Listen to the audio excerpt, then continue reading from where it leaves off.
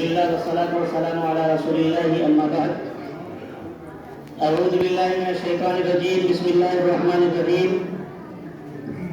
يا أيها الذين آمنوا قوا أنفسكم وأهليكم نارا وقودها الناس والحجارة أعدت للكافرين صدق الله العظيم. سب سے پہلے تو ہم ہمارے عالم صاحب یعنی مولانا فیض صاحب کو مبارکباد پیش کرتے ہیں کہ الحمدللہ انہوں نے اتنی محنت اور جفاکشی سے آپ کے محلے کے بچوں کی دینی تربیت کی. اس کے بعد یہاں محلے والوں کو بھی ہم مبارکباد پیش کرتے ہیں کہ انہوں نے اپنے بچوں کے دینی نظام کا یعنی دینی تعلیم کا نظام قائم کرنے کے لیے فکر مند اور کوشاں ہیں.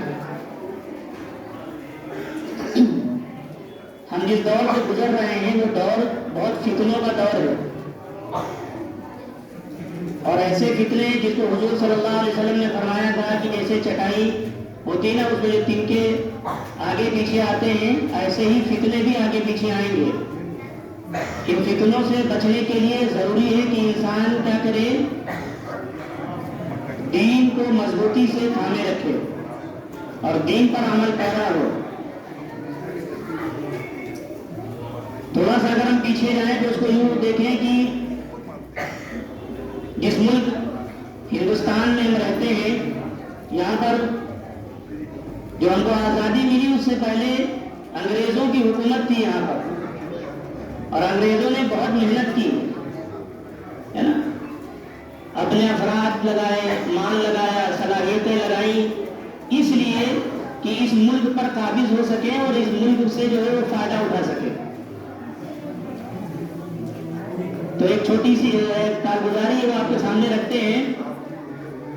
انگریز جب یہاں پر نظام بنا رہے تھے تو تھک ہار کر کے یعنی کہ انہوں نے اپنی ایک میٹنگ بلائی, ایک مشورے کے لیے لوگ جمع ہوئے, جن کے دانشور تھے وہ جمع ہوئے اور انہوں نے کہا مسلمانوں کا حال یہ ہے کہ مسلمانوں پر ہم محنت کرتے ہیں, ایک جگہ سے محنت کرو وہاں پر کامیابی ملتی ہے, دوسری جگہ سے وہ ابھر آتے ہیں, وہاں محنت کرو وہاں دب جاتے ہیں, تیسری جگہ ابھر آتے ہیں. تو آخر اس پر جو ہے ہم قابو کیسے پائیں؟ تو اس میں یہ بات آئی سامنے نکل کر کے کہ تعلیمی نظام کو اپنے ہاتھ میں لیا جائے تو ہم ان پر قابو پا سکتے ہیں. تو 1834 میں آپ لارڈ میکالے نام کے ایک شخص وہ ہندوستان بھیجے گئے کہ یہاں کے تعلیم کے نظام کو دیکھیں اور 1835 میں جب انہوں نے رپورٹ پیش کی تو اس میں یہ تھا کہ ہم اپنی تعلیم کو یعنی انگریزی تعلیم کو یہاں پر بڑھاوا دیں اور انگریزی تعلیم کو رائج کریں.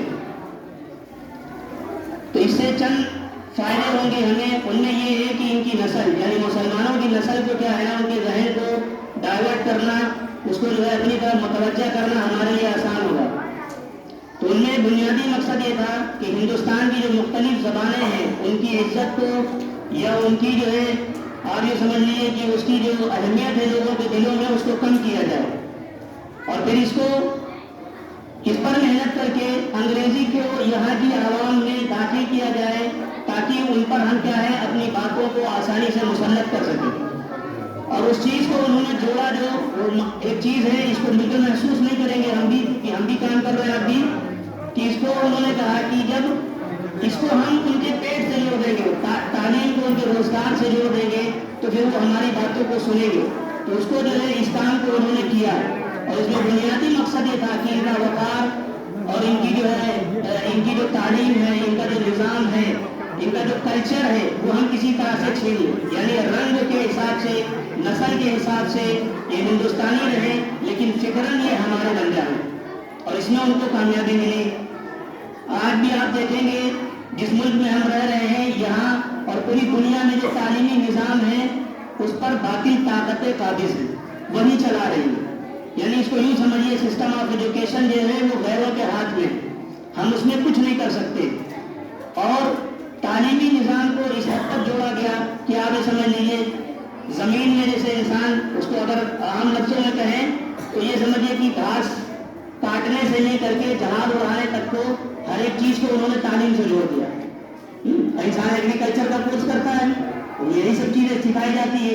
ایگریکلچر میں بھی بہت سارے ونگس ہو گئے, اس میں جو ہے ڈپارٹمنٹ ہو گئے. تو یہ تمام چیزوں کو جوڑا کس سے؟